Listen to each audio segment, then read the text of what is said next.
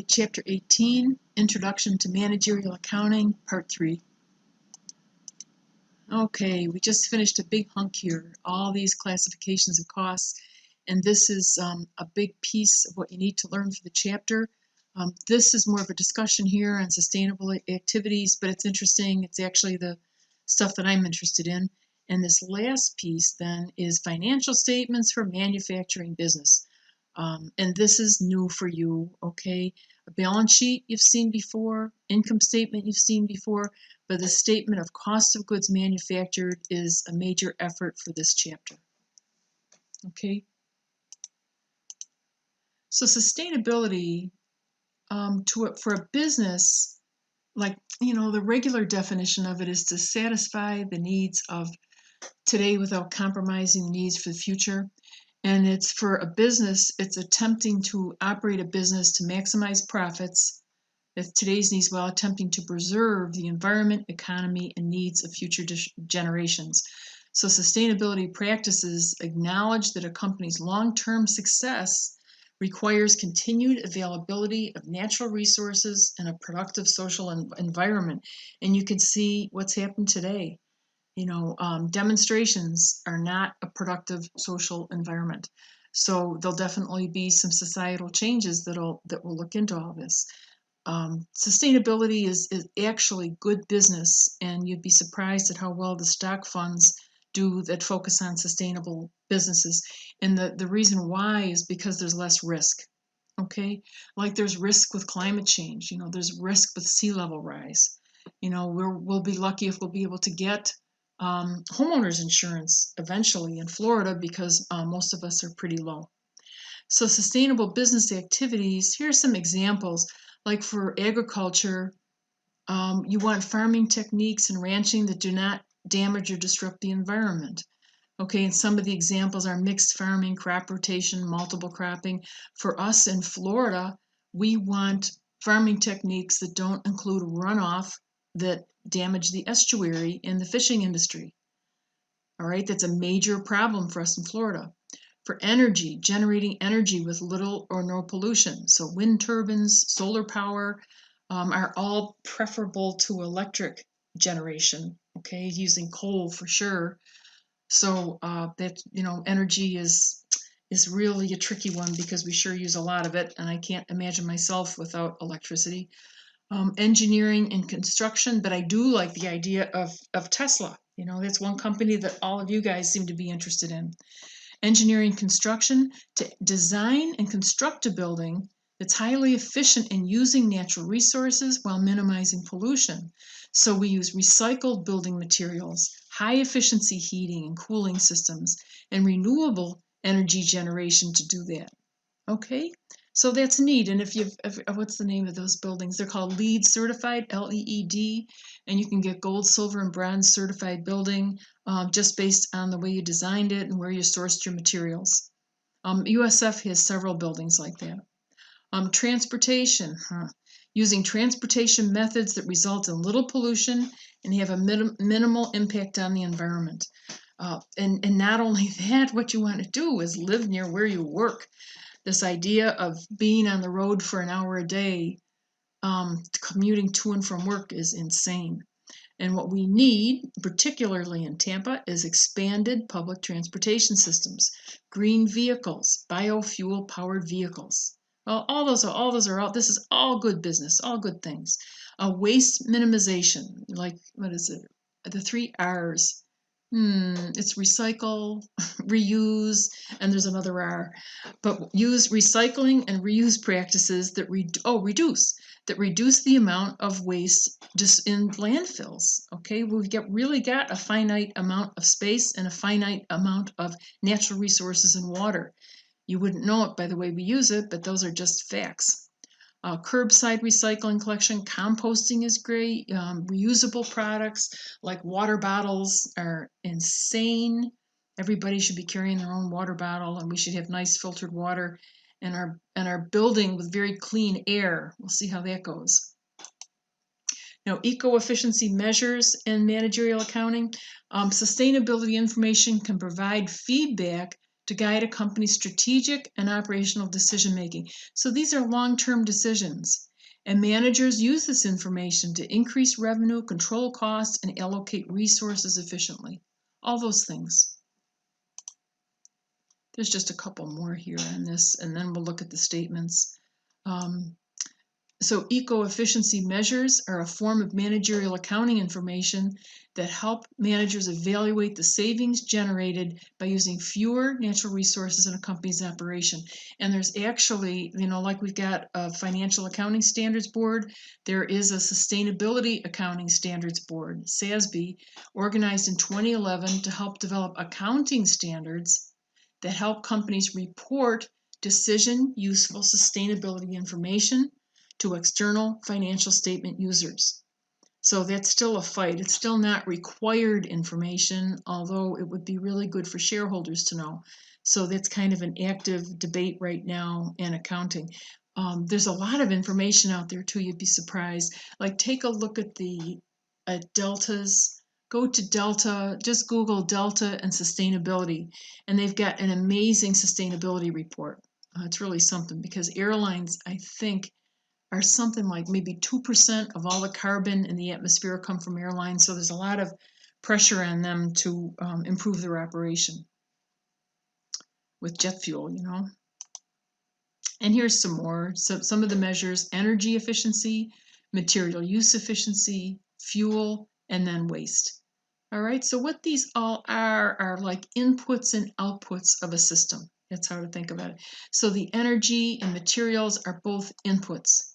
Using fuel as an input, the waste probably would be an output. Okay, so let's talk about these financial statements.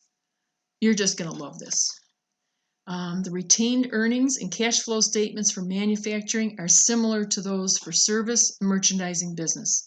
Okay, so retained earnings and cash flow are the same, but the balance sheet and the income statement are more complex. And that's because the manufacturer makes products that it sells. Okay, so it's got to record and report those product costs. Now the balance sheet reports only merchandise inventory on the balance sheet, but a manufacturing business is materials, work in process, and finished goods. Now this is another one of those things that you have to know. All right, so you make it normal for yourself, though. You don't want to memorize it. So just think, if you were making those guitars, you would start out with raw materials, and then when it went into production, when it went to when that would go to the cutting department, it would be in work in process, right? It wouldn't be finished yet, and then it would go from cutting to finishing, and when it was all completed, it would go into finished goods. So we go from raw material to an in-process product to finished goods. Okay? Materials inventory, work in process, finished goods. So these are 3 inventory categories on the balance sheet. And here's an example. For a merchandising company, all we've got is merchandise inventory. So that would be Walmart, Costco, Target, just merchandise inventory. But for Legend Guitars, they've got inventories, finished goods, work in process, materials. Okay, it's a current asset. It's still an inventory. All right, it's still a current asset and it's expected to turn over, but it's different. Okay, 3 categories here.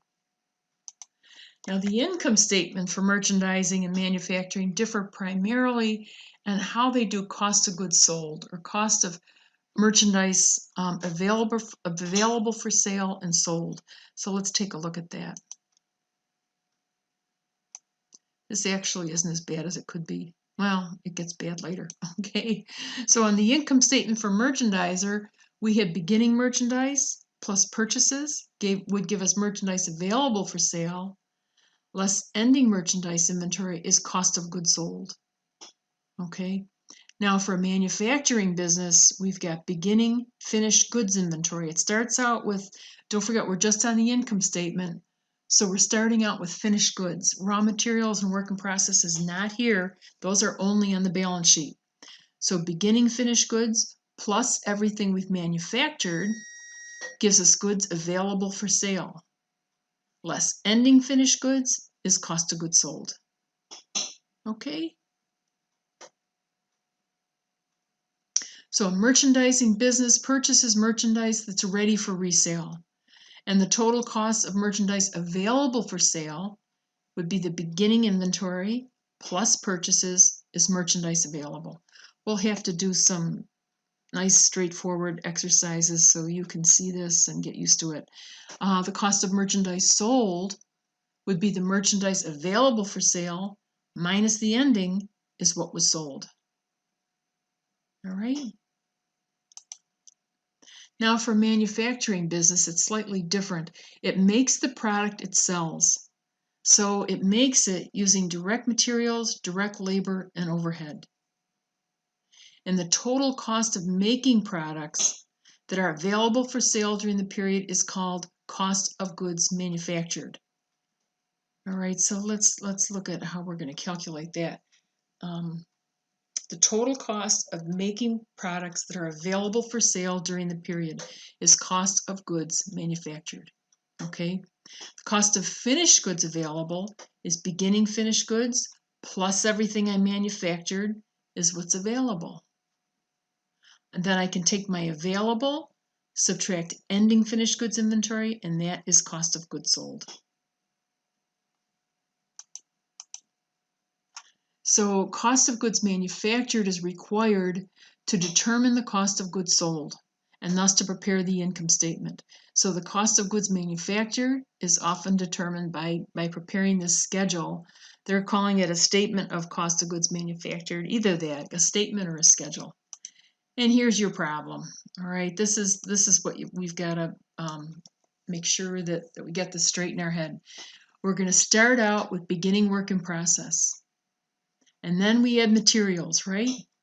So beginning raw material inventory plus purchase is available minus ending cost of direct materials used. Now this formula is used all over the place. All right, so this isn't like a real unique thing to have to memorize. But beginning plus purchases is available minus ending cost of materials used. Okay, to that we add direct labor and factory overhead. That gives us the costs incurred. I add that to my beginning work in process. I've got total manufacturing cost, less ending work in process is cost of goods manufactured. Okay, so that's what it is, beginning work in process. Then you're going to add materials, labor, and overhead. Those are costs incurred. That gives us total manufacturing costs. Less ending work in process is cost of goods manufactured.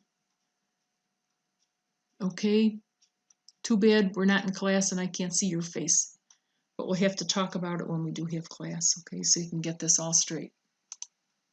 So for the income statement, the first thing we're going to do is determine the cost of materials used, total manufacturing costs incurred, and then the cost of goods manufactured. So here's used, costs incurred, and then cost of goods manufactured. Okay. And here's another graphical illustration of it. Here's direct materials that are unused are on the balance sheet. Okay. Here is